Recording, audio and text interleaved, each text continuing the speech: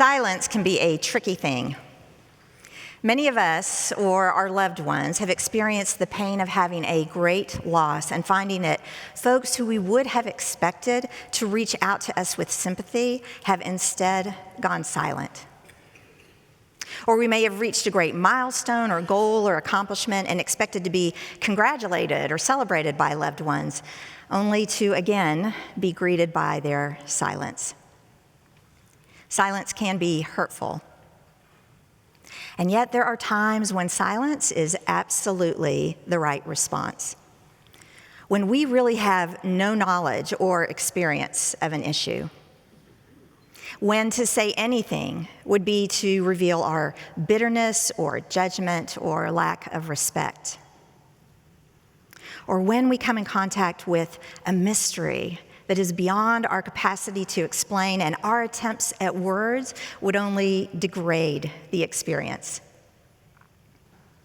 We've all heard the saying, it's better to remain silent and be thought a fool than to speak and remove all doubt. We have such a situation in our gospel passage for today. Not once, but twice, the disciples choose to remain silent in the face of Jesus' teaching and questions. But to understand how we got to this place, we need to set up where we've been. Earlier in this chapter, we're told of Jesus' transfiguration on the mountain before Peter and James and John. Here they see Jesus in the company of Moses and Elijah, and they hear God's voice, "This is my son, the beloved, listen to him." Then, just prior to our passage for today, we're told of the unsuccessful attempt of the disciples to cast out a demon from a young boy. As he taps in to clean up the situation, Jesus says to them in frustration, "How much longer must I put up with you? How much longer must I be among you?" Today, Jesus and the disciples are on the road. And Jesus repeats for the second time his teaching that the Son of Man is to be betrayed and killed and will rise on the third day. And we're told, but the disciples did not understand what he was saying and were afraid to ask him. Perhaps they were gun-shy, still feeling the burn of Jesus' frustration with them and that failed healing of the boy, and not wanting to be on the receiving end of another harsh rebuke. Or perhaps they were afraid to ask because they didn't really want to know. Whatever Jesus was talking about, it sounded like it would mean pain for them as well, and grief, and massive change, and insecurity, and possibly danger. Rather than questioning and processing with Jesus, rather than asking how they could support him in this development, they remained silent. We know this feeling, the feeling of not wanting to ask for something to be explained that we don't understand. Perhaps because we're afraid of looking ignorant or foolish. Perhaps because we want to avoid being chastised. Perhaps because we are afraid to know the truth. If we can avoid hearing the words and explanations clearly and directly, we have plausible deniability. We can continue as we are without incorporating this new reality. We can metaphorically put our fingers in our ears and say la la la la la and avoid dealing with that which will be hard and require change and perhaps even costly sacrifice. As they arrive in Capernaum, Jesus turns and asks the disciples what they've been arguing about on the way. Once again, the disciples respond with silence. But this time, it's the silence of embarrassment. Not wanting to deal with the hard message of Jesus' impending death, the disciples have pivoted to a much more fun topic. Hey, we got to see Jesus transfigured on the mountain. We saw Moses and Elijah. Our Jewish heritage teaches us that Moses and Elijah are the greatest in heaven. Yet now we've seen this theophany and heard God's voice identify Jesus as the one even Moses and Elijah listened to. Is Jesus the greatest? And if he is, what does that mean for us? Our proximity to Jesus means we are adjacent to this greatness. How special are we? Clearly, we are Jesus' favorites. Which of us is the greatest? It's hard to imagine that the disciples had so little understanding of what Jesus had been trying to say to them that they were arguing about which of them was the greatest. It's hard to imagine, at least, until we realize how often we would be silent if Jesus were to confront us and ask us what we've been talking and fretting about. If we were forced to admit how much time and energy we spend pondering our status, acquiring the symbols of prestige, seeking to maneuver ourselves so that we might win for ourselves some acclaim, some advantage.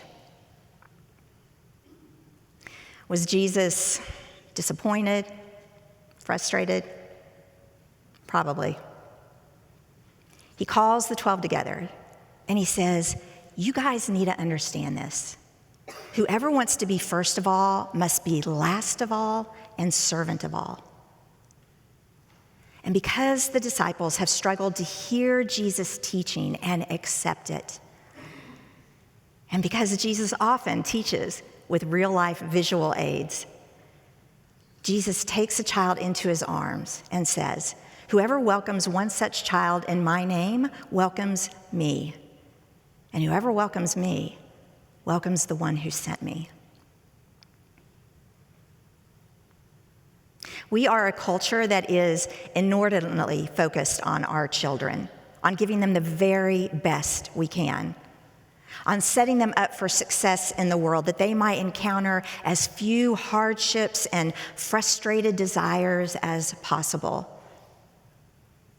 So it might be hard for us to get the impact of Jesus' teaching. But in his day, children had no rights. They were the possession of the head of household, and they were seen as without dignity. You would obtain no benefit from offering a child the hospitality or honor or respect that you might offer one of a higher status or one whose favor you wanted to curry. For Jesus to hold up a child as an emblem of living in God's household and as a stand-in for Jesus himself was to seriously challenge the social norms of the day. Jesus is calling for a huge attitude adjustment among his disciples. If you would be great in God's kingdom, you would welcome the children. In this teaching, Jesus is not asking that we be like children. He is lifting up the person who welcomes the child, who honors the child, who values the child, who serves the child. This is the model of discipleship. Jesus invites the disciples to imagine that abundant life comes not through gathering power, but by displaying vulnerability. Not through accomplishments, but through service. And not by collecting powerful friends, but by welcoming children.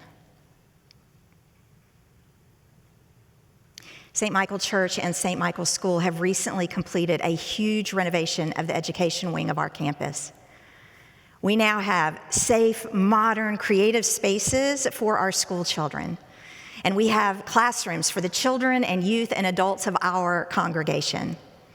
We have intimate rooms and meeting-sized rooms and large rooms that can hold hundreds of people. We committed to this project because we are committed to our community.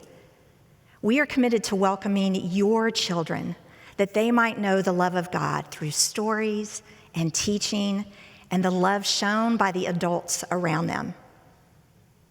And we're committed to welcoming the children and families who are not yet here, who will discover this wonderful, safe, and welcoming place in the years to come.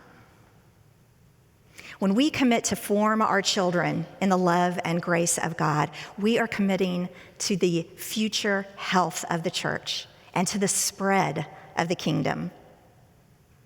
We are preparing for the time when our children will take the baton from us and continue to carry the love of Christ forward into the generations that stretch out before us. Next Sunday, we will celebrate the Feast of St. Michael and All Angels. At 10 o'clock, between the morning services, we'll be offering an open house and tour of the new education space.